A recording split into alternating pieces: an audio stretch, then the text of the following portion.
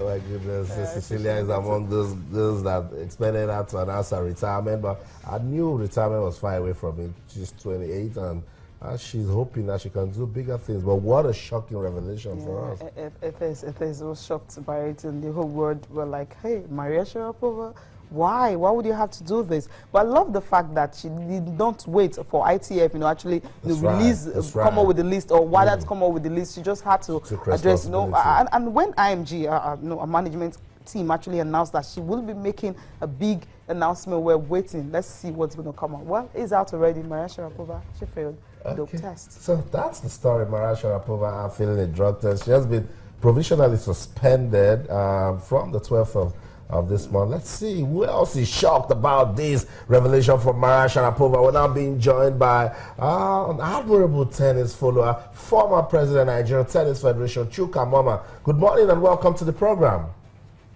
Morning, Austin. Okay, fantastic. Good to have you join us. I'm here with my colleague Cecilia, and we're talking about this stunning revelation that Maria Sharapova gave. Where are you putting the blame? Well, it's there's so many things to consider here. I mean, I've admired her tennis because the first time I saw her was in 2004, seated with Senator Olusola Saraki of blessed memory at the Wimbledon final. And we were both very unhappy as she dismantled Serena Williams in Switzerland to win Wimbledon. But you had to admire her tennis. She threw everything on court, shrieking and all that, with all the energy. She brought real energy to the tennis court. So you have to think about the fact that, of course, there have been other tennis players. Even the great Andre Agassi in his book, long after retirement, admitted that he used crystal meth. And some tennis players like Boris Becker called for him to drop all the titles he won while he was taking crystal meth. Max Wilander, the great Max Wilander, his was just marijuana. So, okay. Celeste, we all know, was cocaine. So, these things do happen. But you have to think quite broadly because Sharapova brought so much energy. She was so flamboyant. Success meant so much to her. She said how her father, who was her first coach, her parents sacrificed so much to take her to the U.S. As a junior, and then from there she moved up. 5 majors with the kind of aggressive style of tennis she brought onto court, and of course her flamboyant lifestyle off, even once wanting to play under the name Sharapova because she had a brand she was trying to endorse, and of course all the Avon products and everything. We gave out the $29.5 million in endorsements this year alone. Predictably, Nike has suspended his deal until this is proven or not proven. And of course, she faces, as you all know, a 4-year ban, which will essentially mean the end of her career. But due to, from circumstances, mitigating circumstances, that could even be cancelled entirely or at least reduced. It's a difficult subject because you have to think about, okay, she had health problems according to her. Veldonium is a so-called metabolic modulator, but it has its own side effects. Not side effects. It has the effect also, byproduct, as you say, of enhancing performance, energy, and even aiding recovery.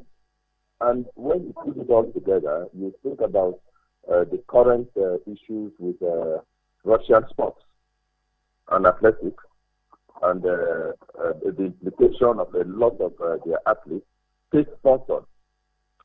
And even during the days of the Soviet Union and the Iron Curtain, East Germany, some of the athletes set records that even today, all the Marita records of this world and all that even today are almost unassailable.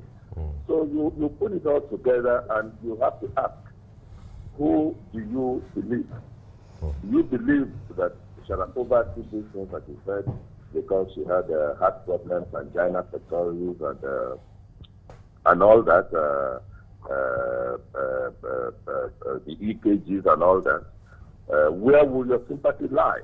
Okay. Well, in this case, I choose to believe that Sharapova is right. I choose to believe until it's proven otherwise that she took these things for her health issues, magnesium deficiency, you say family with a history of diabetes and all that. She's been taking for 10 years anyway. But my take will be, who would have thought that the great Sharapova, the beautiful Sharapova, had all these, was carrying all these baggage. Okay. And let us remember that this drug was only added by WADA to the ban this January this year. But if I choose to believe Sharapova, if I believe her defense, then I will simply say, who would have thought that as beautiful, rich, influential, and adorable that she was, she also carried all this baggage. Okay. Which shows perhaps that the rich also cry. I hope that after the usual rounds of condemnation, critics will find the grace and class to bring a level of empathy, if not sympathy, to these otherwise thoroughly decent ladies. Okay, now how much of a blow is this to tennis, the sport itself? How much of a blow is it to tennis? Well, I don't think it's because, I mean, if she has been taking these drugs for these problems, she mentioned these heart problems, angina and all that, and mind you, it only came onto the added list this year, January this year. I don't think people frequently talk about, the other time they were talking about match fixing, and I just laughed. No player in the top 20 who makes so much money is going to fix a match. Probably a player ranked 700 in the world, for whom $100,000 or $200,000 is big deal, might be tempted to fix a match.